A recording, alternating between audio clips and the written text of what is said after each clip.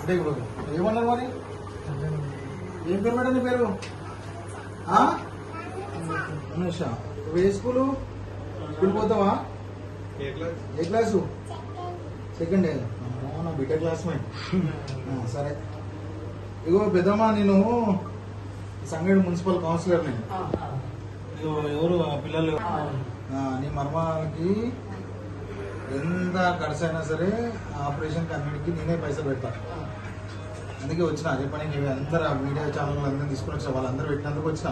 నేను ఇంతకుముందు ఫోన్ చూస్తుంటే వచ్చింది, అట్లా అని వచ్చిన. అమ్మాయిని చూసి అమ్మాయికి ఎంత ఖర్చు అయినా సరే మొత్తం సర్జరీ చేపిస్తా.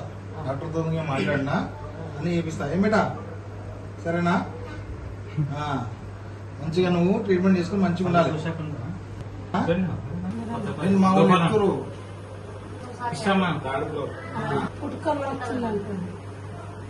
నేనే ఆపరేషన్ అంతా ఈపీనికే నేనే చెప్పిన డాక్టర్లకి, మీరు ఏం టెన్షన్ పడకండి, అన్ని వాళ్ళే చేస్తాం. నేను మాట్లాడుతాను డాక్టర్లతో కూడా.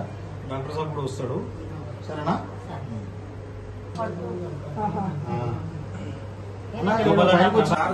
ఏమున్నా సరే ఈ అమ్మాయికి ఏమున్నా సరే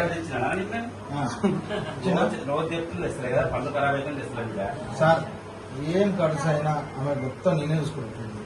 మీరు ఆ ట్రీట్మెంట్ చేసి అమ్మాయిని ఓకే, కానీ ఆ అమ్మాయిని ఖచ్చితంగా ఇవాళ అమ్మమ్మ నాయనమ్మ చేతిలో పెట్టాలి. ఆపరేషన్ చేసి రాకుండా పెద్దగా వరకు అందరం కలిసి కాపాడుతుంది. 100% చేస్తాను, కానీ ఆ సర్జరీకి సంబంధించింది ఏమున్నా నేను పెడతా, భరిస్తా. ఖచ్చితంగా మీరు ఆ ట్రీట్మెంట్ స్టార్ట్ చేయండి. ఏమైతుందన్నా నువ్వు మంచిగా రావాలి బిడ్డ, నువ్వేం టెన్షన్. ఓకే పంజాబ్